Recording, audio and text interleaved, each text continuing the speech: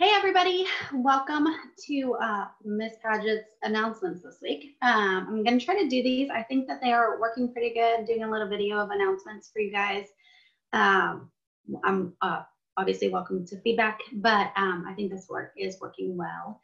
Wanted to say great job on your discussions. I could tell, at least for a couple people, the postings helped. I could see that when I could definitely correlate when somebody did their posting about a topic, then they got those questions more right on the test. So hopefully you guys all felt that it helped you a little bit. This upcoming one, you know, with cardiac is all about helping you guys learn from each other. I did not make it that you had to put like following or read or make any kind of comment after every single person in your classes posting, but I would really recommend that you read everyone's. It will take much less time to read all of your peers' helpful tips than it would be to make replies and reply to those or respond to those replies that are on your posting. So I'm hoping that you really do use that time to learn from each other. I am going to go through a test question here in just a second, but I want to talk about probably, I don't know, the hot topic, elephant in the room, however you want to say it, the test that the face-to-face sophomores are having. They have decided to add another test for GIGU. I'll tell you that the number of tests that were given this semester was highly debated before the semester began. It was finally agreed upon to only have 5 exams, which Ms. Hamilton and myself agreed to. And now that we're realizing that maybe it was too much information in too few tests. However, at this point, how you guys are doing, we don't feel like adding that extra exam will help the majority of our students. We are very open to listening to you guys. We feel like it's more of a burden for you guys. They are already preparing to study the material, because you would have to study the material for the final anyway. And they are already going to be in class on a Monday or Thursday, whatever day they're having. You guys have to take off from work, or have to pay Proctor U, or have to find a sitter. And we kind of felt like it was more of a burden than a help for you students. However, if there are several of you that do feel like this test would be beneficial for you, please reach out to either Ms. Hamilton or myself, or both of us, and we're absolutely willing to discuss and to think about the possibility of adding an exam. However, you need to do so soon, because obviously I got to make the test, and I can't just like miraculously think 75 questions and they pop into the computer. It takes an enormous amount of time. I hope that when you take the exams, you can tell that I've really tried to cover all the topics. I've tried to pick questions that aren't silly questions, that they are really the ones that are showing us whether you know the material, or you have studied the material, or at least you're trying, and not just like you're able to randomly guess, or they're so crazy bogged down that you can't, there was no way you could prepare enough to pass. I think you guys have figured out how to take nursing RN and NCLEX type questions. Most of you are doing a lot better. I did want to go over one question that a lot of people missed on the last exam, but before that, so deadline, like Saturday or Sunday, the end of this weekend, that should be the 3rd, I think. If we haven't heard from anybody, then the offer is off the table. You guys can talk amongst yourself. If you feel passionately one way or another, please let us know. But unfortunately, we can't make it an optional test.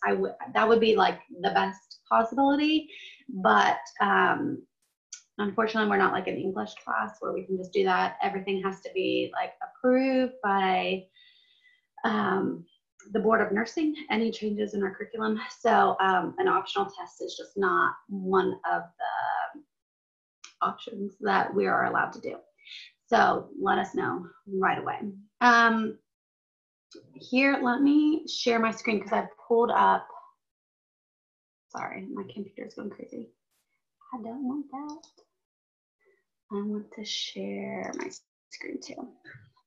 Okay, so this is a question that was missed by a lot of people. Miss Hamilton and myself looked at it to see if maybe it was not a fair question, but really it is just a knowledge-based question. It's just if you knew the material or not. So potassium chloride IV is prescribed for hypokalemia. Which action should the nurse take to plan for preparation and administration? Select all that apply. So you need to know about potassium. It is extremely venotoxic. It can actually put you into cardiac arrest if given too soon. It can affect your kidneys. If your kidneys are not working and you give potassium, it could actually kill your kidneys as well. So about all of that, you want to think, obtain an IV infusion pump, of course, because you're going to want to ensure that it is given at a steady and slow rate. Monitor urine output. This is the one that most people did not pick. So before you give potassium, you want to ensure that that patient is voiding. If that patient has not voided in 6 to 8 hours, you're going to want to let the physician know before you start that medication. And also if they stop voiding during the administration, like if you have a Folian and they don't have any urine output, you're going to want to stop that potassium and let the provider know, because there could be some kind of kidney damage happening. Prepare the medication for bolus. Obviously, that is incorrect. Monitor the site for signs and symptoms of infiltration. Yes. And ensure the medication is diluted. Absolutely. Ensure the bag is labeled. You don't want someone coming in and thinking it is just, normal saline with 20 of K and just running it in fast or something. So I just wanted to make sure you guys knew that monitoring urine output is very, very important in when you're giving potassium. I think that you guys, I looked over the test, and the only other question that a lot of people missed was about the tuberculosis, which I thought that was honestly going to be like a super easy one. It was everything except foot pain. I thought that the whatever it was, that was number 5, was kind of tricky, and I didn't really like it. So I put foot pain in there to make everybody kind of like, oh, ha, ha, ha. It's obviously not that. And then you guys, except for the 2 people that did their posting on tuberculosis, almost everybody got that wrong as well. So now you can have a productive cough where you're not bleeding. The bloody mucus is later stages, almost end-stage tuberculosis. Before it's bloody, it's just a productive cough. But I think that's about it, guys.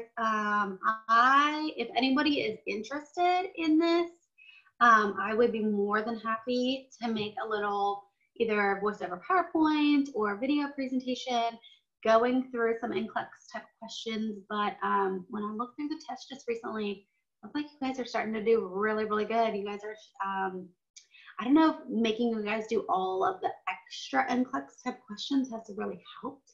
Seems like maybe yes. Let us know what you think. We are in the stages of developing next semester, your 2229, your last semester of your RN program. Almost halfway there. I know it doesn't feel like it, but this semester is like totally flying by. I know it's just the end of October, but you guys are almost done. Hang in there. But yes, open for feedback for next semester. Open for feedback about whether we should have the GI-GU exam. It's just personally my opinion that it has the potential to hurt more than help the majority of you guys. But if you guys feel differently, we are absolutely open for that discussion. Let us know what you think. Great job with this last exam. I think everybody is starting to feel like maybe you have a little bit of room to breathe. Don't breathe too much, and get cocky, because cardiac is intense and you do have that exam. But we cannot wait until after the cardiac exam to decide whether or not we're going to have this, because I'm not working on Thanksgiving Day. That's just it. You guys need a break. We need a break. I'm going crazy. I'm trying to hide behind me all the mess that is my house, because the natives have gone rogue here. But that's it. I don't want to waste your time chit-chatting here, so I'm going to let you guys go. Let us know. Keep up the good work, and we'll see you later. Bye, guys.